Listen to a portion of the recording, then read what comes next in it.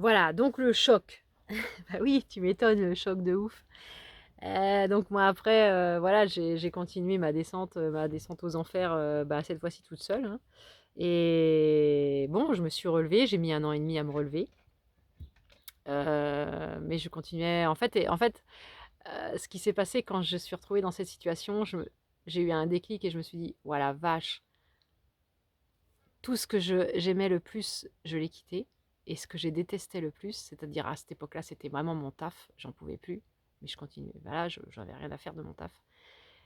C'était juste pour la partie financière et pourtant, au fond, j'ai aimé cette position d'assistante sociale et d'aider l'autre parce que c'est naturel chez moi, que ce soit derrière un bureau ou même dans la vie de tous les jours, c'est pareil en fait. Mais là, mon rôle, ma fonction de professionnelle qui va au turbin, voilà, c'était abject pour moi, c'était horrible. Et mon déclic, ça a été de me dire, waouh, tout s'est écroulé dans ma vie, et la seule chose que j'ai gardée, c'est ce que j'aime le moins. Et tout ça parce que, je n'osais pas prendre de congé maladie, parce qu'en fait, mon burn-out, bah, ça se voyait pas.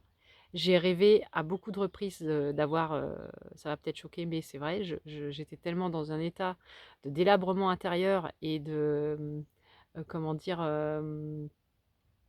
je trouve pas le mot, mais bref, ouais, ça représente bien. J'étais à l'intérieur complètement en souffrance en fait, et je me disais mais comment je peux m'extirper de la chose, je peux même pas, j'ose pas aller voir le médecin parce que de toute façon qu'est-ce que je vais lui dire, je vais mal et tout, mais j'ai mal nulle part, enfin si j'ai des douleurs comme ça, mais il n'y a pas de cause, si la cause c'était le burn-out, mais j'avais pas identifié tout ça, enfin bref, et donc j'osais pas, et quand je me suis retrouvée dans cette situation là, de point de presque de non-retour en fait, dans cet appart, je me suis dit ah ouais, ok, bah maintenant puisque c'est comme ça, eh ben, je vais aller voir un médecin, puis je vais lui dire que de toute façon, quoi qu'il en soit, quoi qu'il arrive, je ne retournerai pas à mon travail. Donc pendant 1 an, tous les mois, j'allais voir un médecin et je lui disais, bah là, je peux pas travailler. Bah non, je peux pas.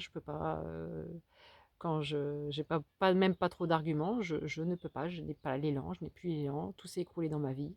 Je crois que là, ça fait trop, que je peux pas, je suis plus là où je dois être en fait. Et donc, ben, quand on est aligné avec soi, hein, mais c'est clair que le mec en face, hein, ou le médecin, ou la femme, ou l'homme qui est en face, il te suit. Même si tu n'as même pas besoin d'en faire des tonnes, de dire pour qui, pourquoi, tu n'as pas besoin de tout expliquer. Non, non, non, je viens, je peux pas aller au travail, j'ai besoin d'un arrêt. Et ainsi de suite. Et puis bah après, bon, voilà, moi j'ai été accompagnée, j'ai fait des choses aussi pour me relever et aller mieux. J'ai pratiqué le yoga du rire, ça m'a aidé aussi à lâcher. J'ai pratiqué voilà, des choses qui m'ont aidé à reprendre, à faire surface, à en refaire surface. Et mais voilà, pendant 1 an, j'ai osé enfin faire ce que j'avais jamais osé avant. Et